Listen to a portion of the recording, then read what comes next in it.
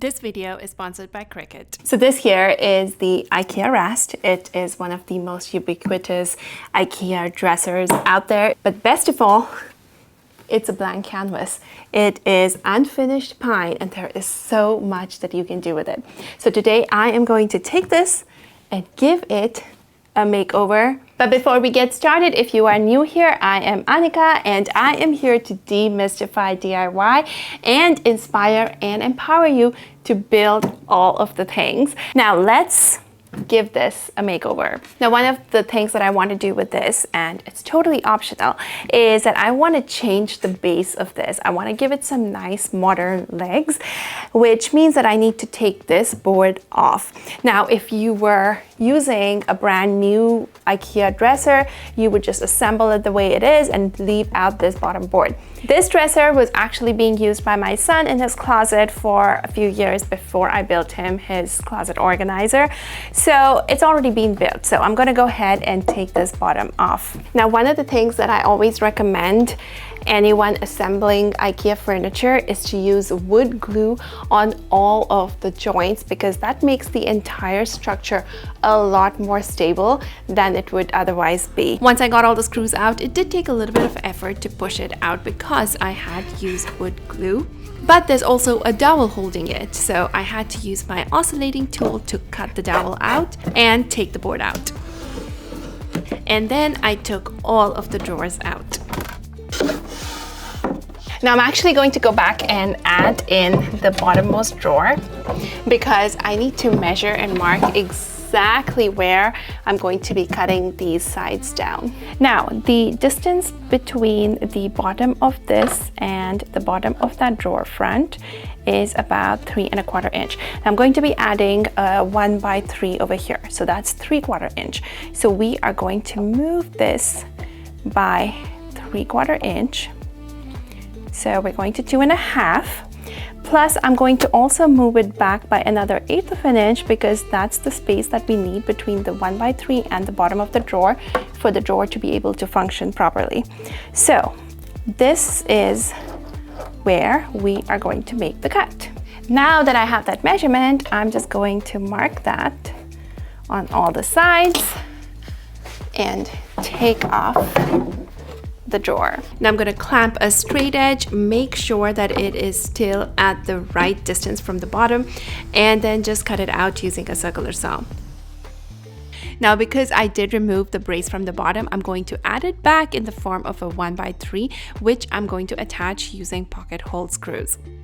If you want to learn more about pocket holes and pocket hole joints, take a look at the description for more resources. I am using a 1x3 and a 1x6 because I already had these boards in my scrap pile, but of course you can use all 1x3s, all 1x4s, really any 3/4 inch thick board. Now, for the legs, you could easily buy some pre-made legs, but you could also build your own. And that's what I'm going to do. I want to have the same sort of natural tone. So I am using 2x2 pine boards and I'm going to be building the legs. And I will tell you the measurements I used in the description below. However, you always want to measure your box before you make the cuts, and that is because number one, IKEA pieces always have a little bit of variation. Essentially, you're going to measure this entire length and subtract 3 from it, this entire length and subtract 3 from it, and the legs are all 6 inches.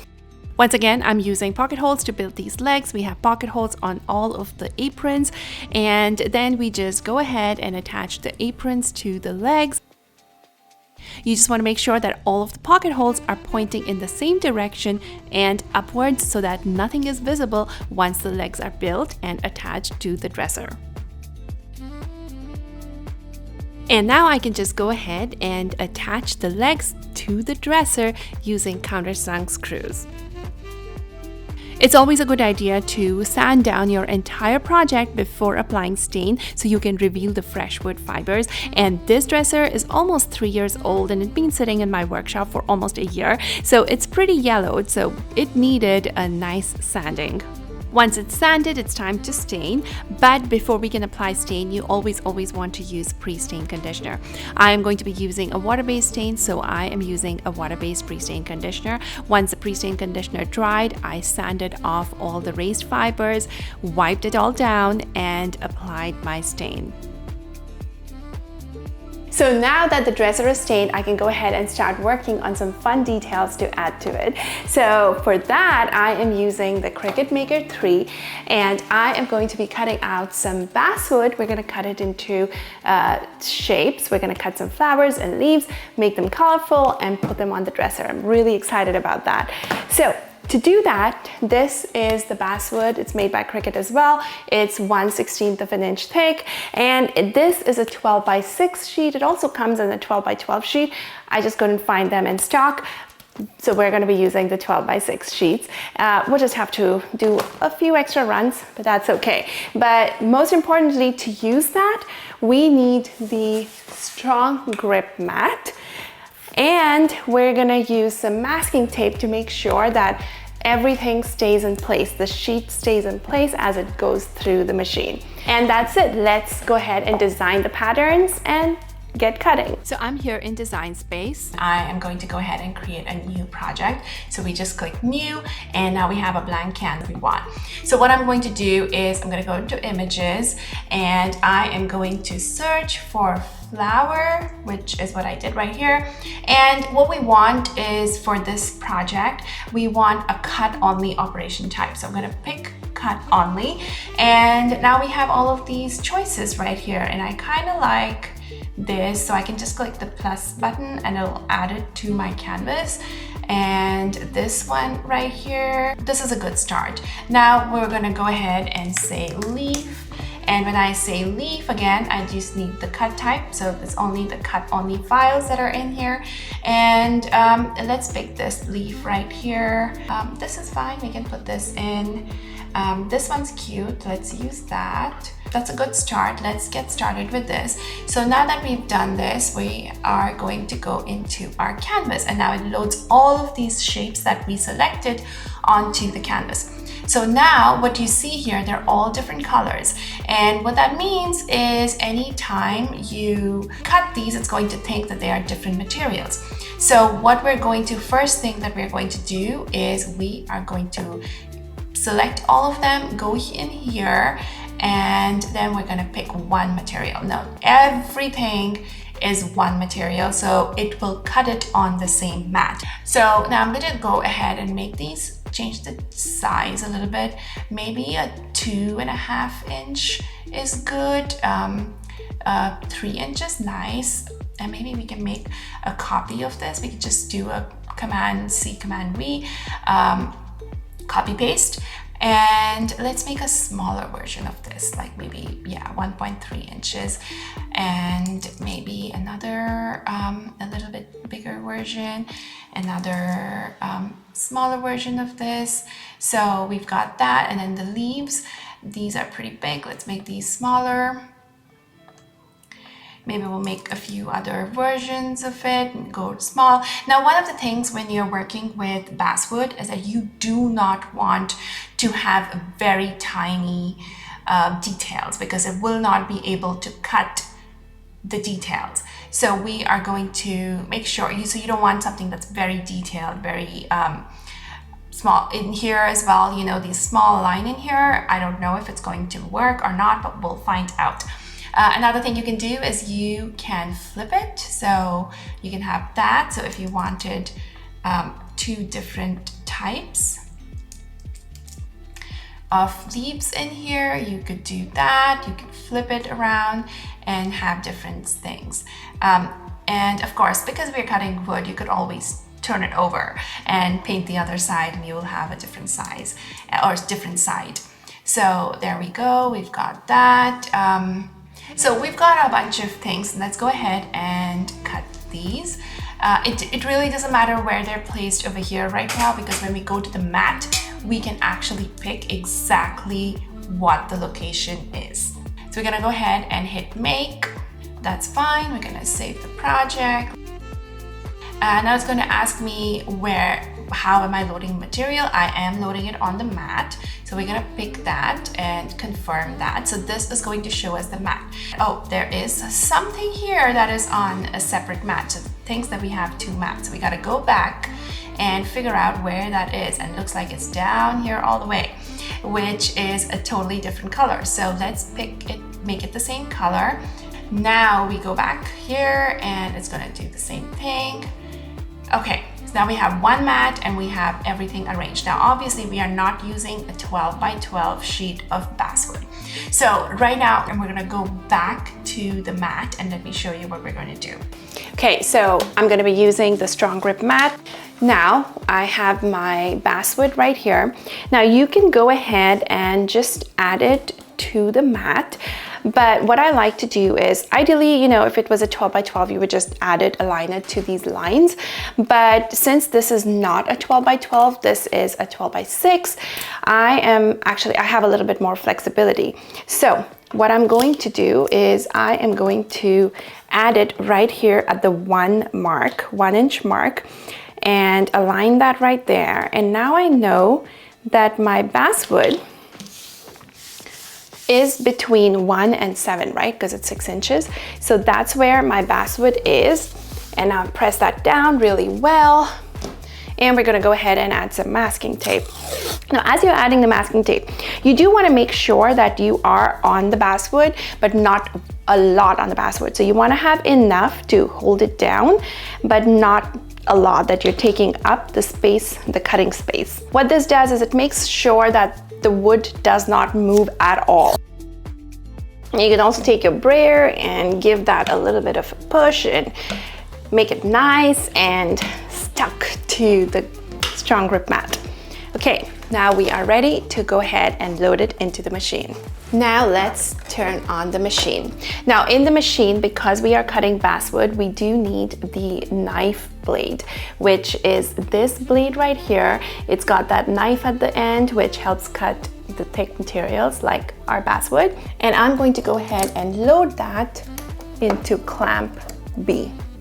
Now we're gonna go ahead and turn on the machine. It's gonna do some safety checks. Now, one of the things that you want to do anytime you're using thick material, like we're using basswood, is you wanna make sure that these star rollers that are these things right here, they're all pushed to the side. Normally, when you're using things like vinyl, they are distributed along this length because they help pull in the material, but because we are using thick material, we're gonna make sure we move them to the side. And now place my mat in here. So you see the star rollers are out of the way and our mat is ready to be pulled in to do the cut. Now let's go back to the computer. We know that our basswood is between the 1 and 7 mark. So we're gonna make sure that everything in here is arranged within these parameters, right? And we're gonna try to make it as compact as possible. Now you also have to remember that there is tape on about 1/4 inch of the wood, so I'm gonna move that down. Now I did go back and add in a few more elements, some stems and a couple other types of leaves, just so I had more elements to fill up this entire space. So now if you look at it, we are between 1 and 7, everything is between there. I've tried to leave as much space all around it as possible to account for the tape that's on the mat. And now we can go ahead and say continue. And what it's going to do is it's going to connect with the machine via Bluetooth. And it's found the machine, and now it's going to give me the option to pick the material. So we're gonna go in here, browse all material, and type in basswood. And it pulls up basswood, and this is the material that we're using. There's a C right here, it's a Cricut material, and we pick that. And that's it. Now it's going to tell us that you've picked this material. Make sure all the star wheels are out of the way, which we already did. The material is no wider than 11 inches, which it's not. And we have the strong grip mat that is secured with masking tape on all 4 sides. Okay, now we're ready to go. We've got our knife blade in, and now we will go over to the machine and go ahead and click this. Now you see that this power light has turned blue because it's connected by Bluetooth, and I'm going to go ahead and press this, and this is going to load the mat into the machine. And what it's going to do is it's going to test a few things. It's going to check the blade, and it's going to measure the length of the mat. And now it's ready to go. We go ahead and hit the go button. And the first thing it's going to do, it's going to go and test and make sure that we have the knife blade loaded. Once it does that, it's going to go ahead and start cutting.